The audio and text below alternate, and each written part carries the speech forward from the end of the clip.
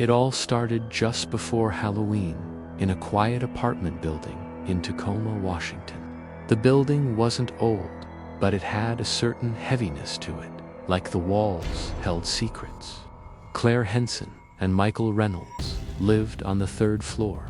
They were neighbors, both quiet people who kept to themselves, trading the occasional nod in the hallway. But one rainy night, their separate lives would collide in a way neither could ever explain. Claire was coming home with groceries when she noticed it. Michael's door was slightly ajar. A faint light spilled into the hallway, and then she heard a baby crying. It was soft, muffled, like it was coming through the vents. But that was impossible.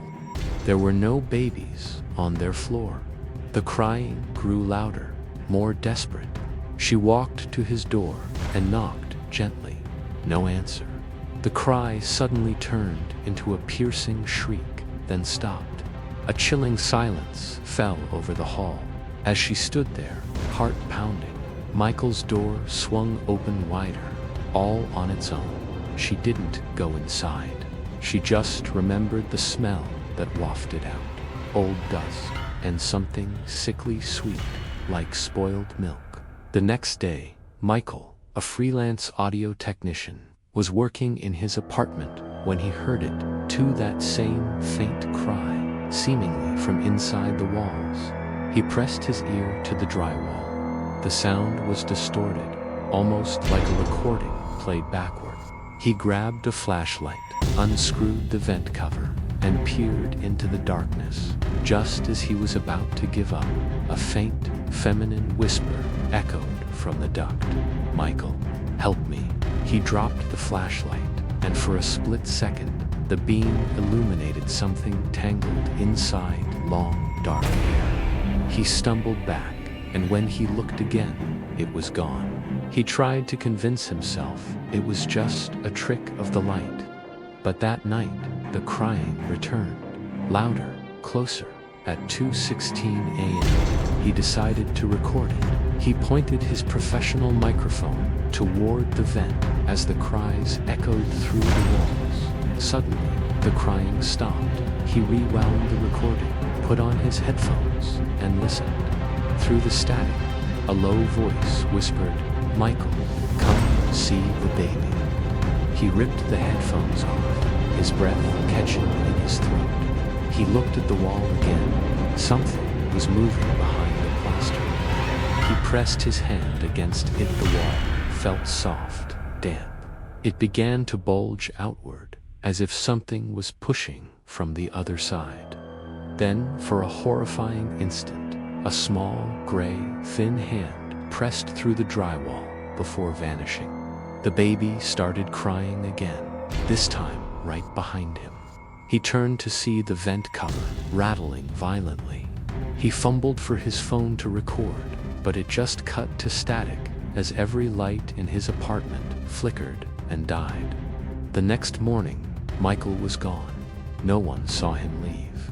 No one heard a thing except Claire. She was making coffee when she heard the faint, rhythmic crying again. It was coming from next door. She went into the hall and knocked on Michael's door. Silence. She tried the handle, it was unlocked. A part of her screamed to walk away, but that helpless, aching cry pulled her in. The apartment was dim and heavy with the smell of mildew and rot. His computer screen flickered with static, an audio file still recording. She hit play. A baby's cry filled the room, then a voice. "Michael, hold the baby." Claire froze.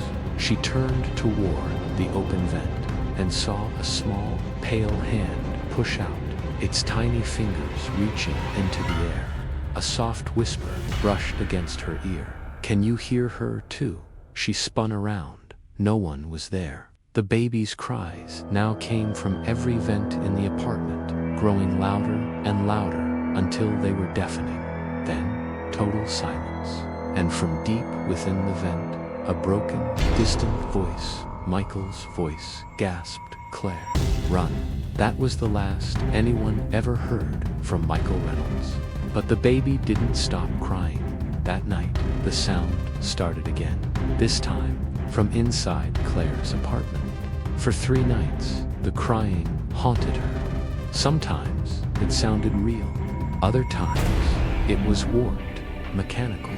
It always started just after midnight. One night, the sound changed. It wasn't a baby anymore. It was heavy, slow breathing, trying to mimic a child. A distorted voice rasped from the vent. Claire shone her phone's flashlight inside and found a torn piece of a blue flannel shirt with M. Reynolds written on it. She called building maintenance, but when they arrived, the vent was spotless. The fabric was gone. They told her she was just stressed. But that night, the crying returned, louder than ever. It was joined by Michael's voice, echoing, "Help me."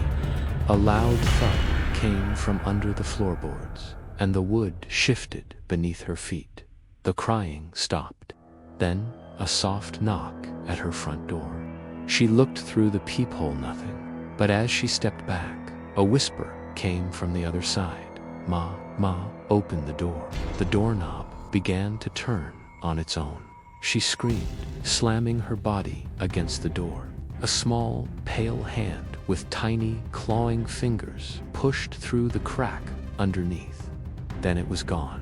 Her phone rang an unknown number. It was Michael. "Claire, you heard it too," he whispered through the static. "Don't go near the vent. Don't listen to it. It's not a baby. It wants you to." The line went dead. At 2:37 a.m., the crying began again, this time from her closet. She pulled the door open. Inside, a baby blanket lay on the floor, moving slightly. She knelt and pulled it back. There was nothing there.